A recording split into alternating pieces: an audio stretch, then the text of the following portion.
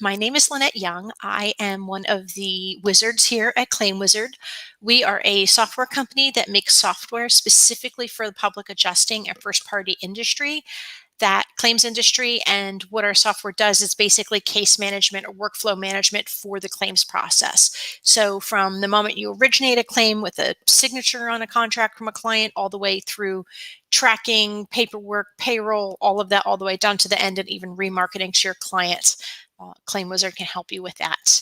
We attend every state and national and regional conference that we are aware of. So if you ever go to those events, definitely stop by. We will be there. We're gearing up for a very busy season, just like y'all are, coming up with conferences and hurricanes. But today what I wanted to talk about is there's a book by Stephen Covey, and Covey, I think is how you say his last name. It is probably one of the three biggest business books to ever been created. It's been rewritten. There's been anniversary versions. There's been riffs off of it, which is kind of what we're doing. There have been his sons have taken up the mantle and kind of gone with it and written more to it. And there's work sessions and corporate and all these crazy kind of things. But what I wanted to do is, number one, not discourage you from reading the book, because if you're a reader or listen to it on audiobook, it's a really excellent book. I really believe every business owner should be listening to this. And then we're going to distill it down just to the 7 habits that Mr. Covey goes over, and we're going to kind of make it apply to public adjusters. So there's so much more in the book and a lot of techniques and charts and all kinds of cool stuff if you geek out over that to look at, but we're going to go from the top down and just take it as we see it. And I was just thinking too, the other thing is that when my children were in elementary school, schools actually use a version of these 7 habits for highly effective students. I think they made one. And I'm like, if you can be in 2nd grade and have these apply, then we can be adults and have these apply. So let me play with my new thing here. And the very first tip that we are going to talk about out of the 7 habits that is kind of encouraged to be done, to be, taken into, to really be researched into your business or to your life, because obviously these 7 habits are literally universal. They work for any person in your personal life and relationships, in your business, in your schooling, whatever. They can definitely work for public adjusters. So the first habit to get into is to be proactive. Funny enough, that was, I think, still our tagline for Claim Wizard, is to be proactive about what you do. So really what we're talking about here is taking responsibility for your life or for your business or for your role in the company. Proactive people recognize that they're responsible, right? Responsible means you're responding to something. You don't blame your job, the client, the weather, the way that your paperwork is, the carrier. You're not blaming any of these people. The fact is you have a job to do and you have to be proactive about getting it done. It's less stressful for everyone, more efficient for you, less headaches, the whole thing. So being proactive is also a freedom of choice, right? So being proactive with your business, being proactive about going after clients. One of the other webinar, I guess you'd call these webinars, the business building series that we're doing is what we call blue sky marketing, how to get claims and sign clients when the weather is great, right? So we're not waiting for a catastrophic event to happen. So that's about being proactive, about going out there and soliciting and marketing and reaching people and building relationships. This is very, very needed in the public adjusting industry. If you are lucky/unlucky enough to live in an area where you're constantly getting hit with bad weather, a lot of public adjusting companies can kind of rest back on that and say, well, when it gets busy, people are going to call me. Well, that's great, but are they still going to be the types of clients, your best, perfect, most perfect client in the entire world? Well, maybe not, because anybody that wants to come to you is coming to you and you're just kind of taking that business. The idea about being proactive here is about using language. I prefer to work with clients like this. I can work in that area and I, don't want to work in that area, so I will work in this area. it's about being kind of inclusive. So you're not being reactive and saying, well, I just don't have a choice of the clients that I get, or I don't get great clients, or I don't make a good margin on my claims because, that's being reactive. That's sitting back and waiting for things to happen to you. So that idea of being proactive in your public adjusting business is really about going out there, setting your intentions, saying, this is my perfect job. This is my perfect flow of how I want my job to go. This is the perfect set of communication that I want. I want to be able to reach out to these people and have them give me back the information that I need when I need it. All of that goes into you sitting down and planning your perfect day, your perfect week, your perfect claim, your perfect client, to see how that works and make sure that how can you get something if you don't know what you want, right? So sit down and be proactive about it and actually figure out what the things are that make your business good for you and happy for you and profitable for you and a good result for your clients. So number one, be proactive. Okay. Number two, begin with the end in mind. So one of the things that we mention, and I know various law firms mention it too, in the industry, is that prepare every single claim as if it were going to litigation. Prepare for the end, right? And it always feels very like prepper doomsday to me to, like plan for the worst case scenarios. But I mean, honestly, your clients have already had pretty much the worst case scenario happen to them with their property. So let's mitigate that a bit and help it not be so bad. Let's plan for the perfect result at the end and then work our way backwards. I always call it reverse engineering. Like, what do you want? And then work backwards how to get there. Things like that. So if you're starting with the end in mind, the idea here is to start, how do you want that claim to finish up? How do you want the result to be for your client? And I'm not just saying you want to get to the end of the claim and get paid full up and with no problems collecting. Think about it from your client's point of view. Yes, you want to get paid. You want to get them all of their monies that they need to have, but you also want to make sure that they are completely indemnified and they completely have their property back to where they need it to be, right? So it's not about you all the time, right? It's yes, it's your business, but your reputation and your everything following and your word of mouth and your referrals are all going to go if the end is also a really good solid end for your client. So you definitely want to think about that. It may sound a little woo-woo, but like sit down and visualize that. What does this claim look like when it's end? Oh, I want to get paid. I want it settled. A lot of people will tell us, like, I just need to get these claims settled. The claims are settled. Your client has their money. They're rebuilding, but you don't have your fees yet. Like that's not the end. That's not the perfect end. That's not the end in mind that you probably want. So sit down, script it, dream about it, draw it on a piece of paper, write out your process, whatever you want. But the problem with a lot of this is that if you don't know what a successful end of a claim or a client or a case looks like, you're never going to get there. Okay. Number 3, put first things first. This is a tough one. This is also known as learn how to say no. So when you're putting first things first, you're putting your priorities first, the priorities for your business first, the priorities for your client first. If, for example, you take a client in a type of peril or building structure or whatever, insurance policy and rider and all of those crazy things that you aren't that comfortable with doing, that's not in your best interest. It's not in your client's best interest. Refer it, do whatever you need to do, but you're not putting your talent first. You're not putting your client first in that case. So you definitely want to think about, what are the things I'm good at? What are the things I want to do? Am I doing this because I need the business, or I'm afraid to turn down business, or this is a foot in the door to get to something else? Like, think about all of those types of things and say, am I really doing the best for myself, for my company, for my clients by putting first things first? This really aligns with your purpose, your values, ethics within a company, things like that.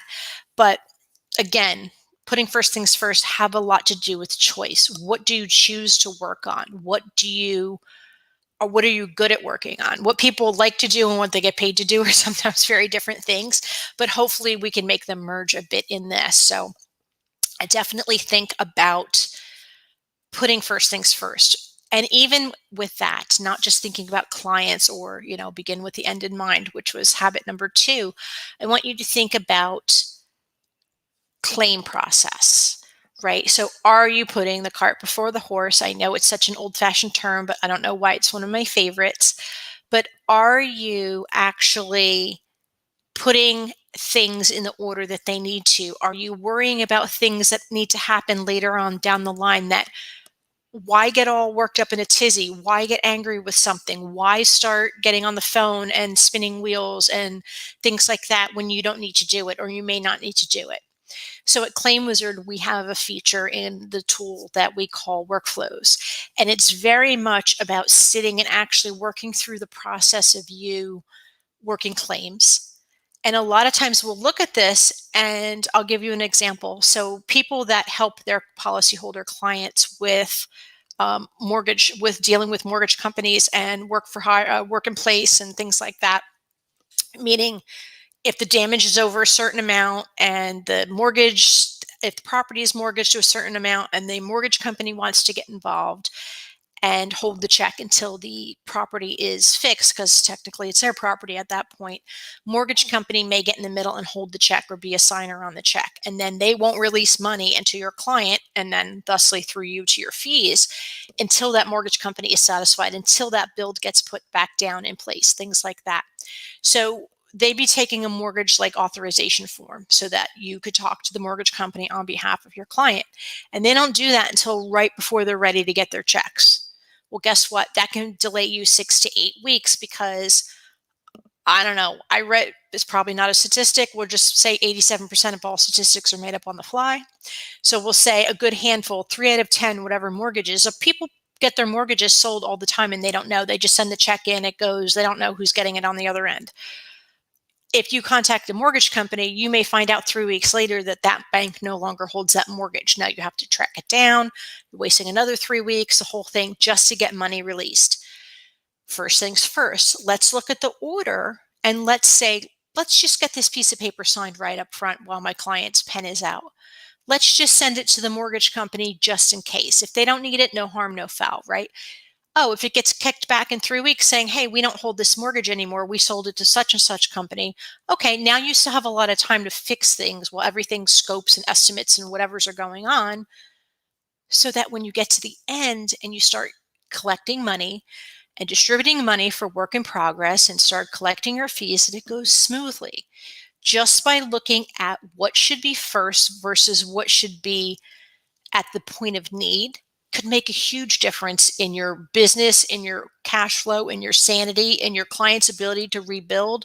All of those things make a big difference. So think about putting first things first. Your priorities might be to think about something when the thing is up to due, but in reality, as a advocate for your policyholders, for those clients, you should be thinking of all of the things before they need to happen.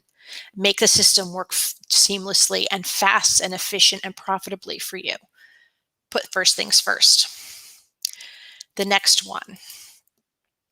Okay. Think win-win. I don't remember when this book was written. I'd have to say in the late 1970s. I don't remember. It's probably way earlier than that. But I was a professional girl in the late 80s and then 90s and up. And I remember working in corporate, and everything was like the cat motivational posters and think win-win, and we're going to dump a whole bunch of work on you, Lynette, but it's a win-win for everybody. You get more talent and we get more work out of you, kind of thing. But what we want you to think about here is that think about life, think about your position as a public adjuster or public adjusting company as a cooperative endeavor, not a competitive one. Now, there are definitely two kind of factions of public adjusters from what I see of working with y'all for about 25 years. There's public adjusters that like to work and negotiate and compromise and have a professional relationship with the carrier side. And then there are ones that shrink wrap their cars and say, we sue and your insurance company. We fight them and we beat them, and both work depending on your client. I'm not saying either one's bad, but there are definitely two ways of looking at it. But if you work as with your clients in a cooperative way, work with the carrier in a cooperative way as much as possible instead of competitive or combative with them. Like, more flies with honey than vinegar, but I didn't debate that honestly. But you see what I'm saying? Win-wins mean agreements are both mutually beneficial, satisfactory, profitable, time efficient, things like that. I think we very much get into with public adjusters, like, I have to be tough. I have to like stand up for my, for my insurance, the policy holder, and I have to do all these things, which is absolutely true. There's no doubt you are there to help these policyholders get every penny that they're legally entitled to from the insurance company for the damages. Written in stone, never going to debate that. How you go about it, these public adjusters or these carrier adjusters, they have a job to do. They're just like you. They want to go to work, do a good job, have their boss pat them on the back, maybe get a bonus or a raise at the end of the year, and go home to their family at the end of the day. They're not the enemy. Think about this in a win-win situation. Think about this as, hey, I know that, I've talked to public adjusting companies, and they're like, well, I'm not going to send a proof of loss, or I'm not going to do an estimate, or, you know, until they ask for it, or till they demand it from me. Well, that's cool, but if it's normal part of your process and you want to do it, I'm not saying do things that cost you money that aren't necessary, but send that proof of loss, send a partial proof of loss, a draft proof of loss, whatever your attorney likes to call it, or what have you. Make the insurance carrier's job easier. Give them an estimate that they can work off of. If you let them give the numbers first, we all know they're going to be low. And then you have to go and you have to fight. It's way easier to give a high number and have things cut off than to have them give a low number and have you trying to pieces more and more pennies adding up all over the place. So if you do their job for them, they are going to be more reciprocative, more, easier to get along with. They're going to look at you as, a peer, and not as an enemy all the time, things like that. So, condition yourself to think of this as you're working as a partnership together. That particular person isn't like, oh, we're going to screw your client and get them no money or whatever. Like, it's not like that. We know insurance companies are big, huge corporations, but the people that you're interacting with on a day-to-day basis are not. They're people that want to do a good job and want to live their lives just like you. So, let's see, what else do we have today? Oh, yes. Habit number 5, seek first to understand and then to be understood. These feel like very Zen prophet things, like, don't they? So what this is really, a lot of people want to go in and talk, and I know all these things, and this is how it's going to be, and this is the process you need to follow. And when you talk to your clients or prospects or the insurance carrier or an IA or whoever, you want to lay down the law. You're like, all right, I'm going to put things down, and I'm going to say that I'm the boss in this situation. I'm going to take control of this conversation. Totally cool. Listen first. They may already be agreeable with you. You might learn things that you didn't learn before. This is like discovery, negotiation tactics, all those things, but seek to understand where they are and seek to understand where they're trying to go. So if you want to get somewhere with someone, understand what their measurement of success is versus your measurement or your client's measurement of success. If the insurance carrier is like, all right, whatever, we have something came down and we're absolutely not paying for hail under a certain size anymore. Well, that's fine. Let's see, let them talk to you first and going, I'm going to get this roof covered for every single little thing, and I don't care what you say. Maybe they have something that they have to stick to. Maybe you can work around them. But if you get the information first, it's kind of like playing poker. It would be great to know what the other hand is first before showing yours. Listen and pay attention. Even with your clients, maybe they need you to handle the entire process, and that's not really part of your business model. Or maybe they don't understand about rebuilding and they need help with things. Like, understand where they're coming from and what they're capable of before you spout out and start giving them answers to things, because you may be giving them to answers to questions that they never actually had. So definitely seek first to understand and then to be understood. You fill in the gaps with the pieces that you know that they don't have access to. Okay. This next one, I don't like it because I hate the word synergize. We need to play bingo on these. I think we're going to play bingo.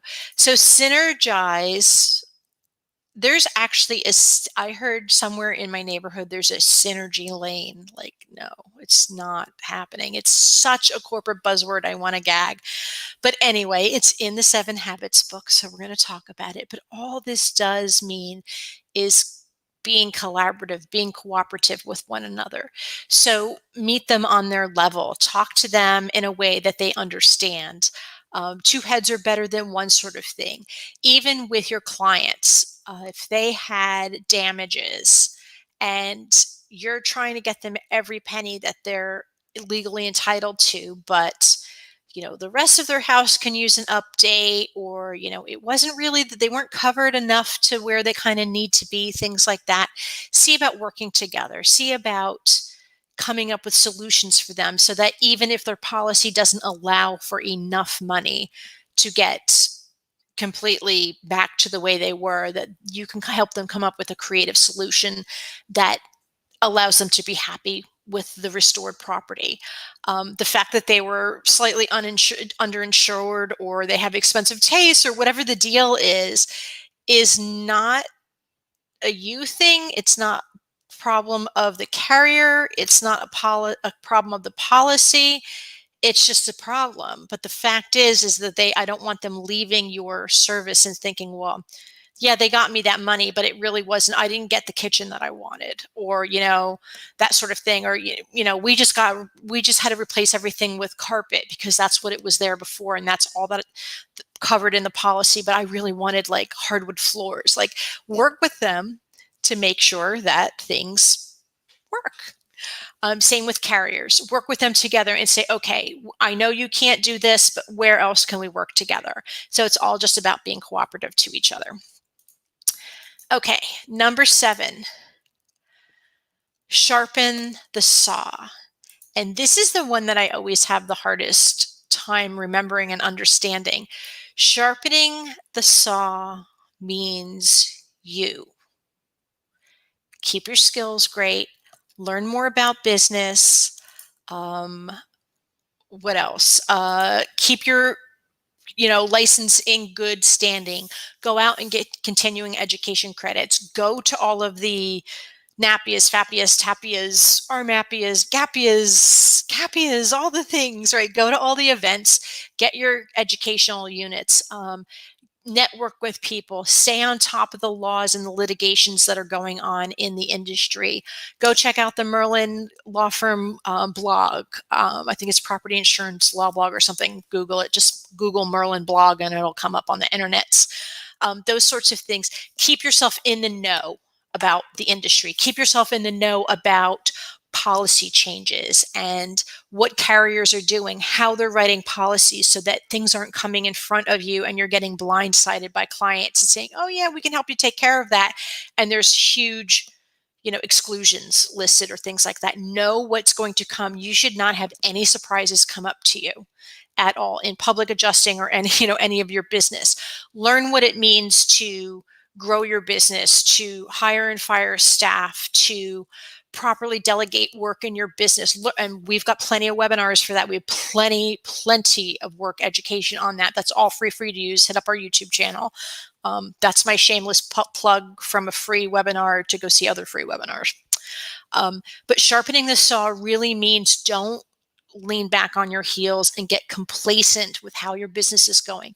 Don't lean back and say, well, I don't have to learn how to market, or I don't have to have anybody deal with going to conferences because my business is fine, or the skills that I have are fine, because that's not necessarily always the case. Um, One of my professional mottos, besides a rising tide will raise all boats, because everybody knows that from me now, is evolve or die. And it's harsh and it's brutal, but it is dead honest. You need to evolve and grow your skills, your business, your license, the industry. Give back, learn while you give back, or it will pass you by. So, sharpening the saw is very, very much about what you bring to the table and how you keep yourself up to date, personally, professionally, everything. Okay, that's 7. I didn't realize we were already at the end already.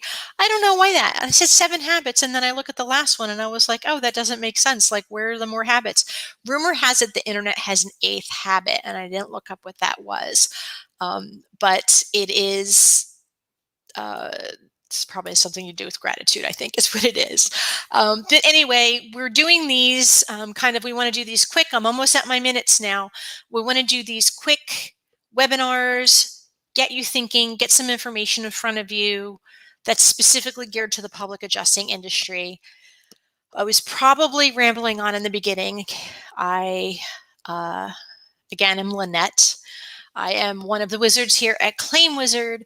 And if you are interested in finding out more about the free webinars that we do, check us out at claimwizard.com/webinar.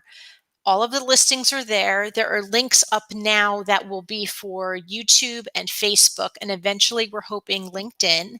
All of these videos wind up on YouTube. Like, that will be their permanent home, and that you could always go back at any time. You do not have to be a client of ours.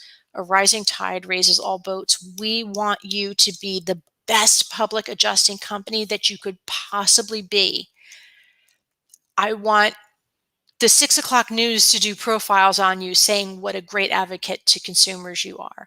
I want you to make tons of money. I want you to fix lots of buildings for people. We want this industry to succeed with or without you using a Claim Wizard.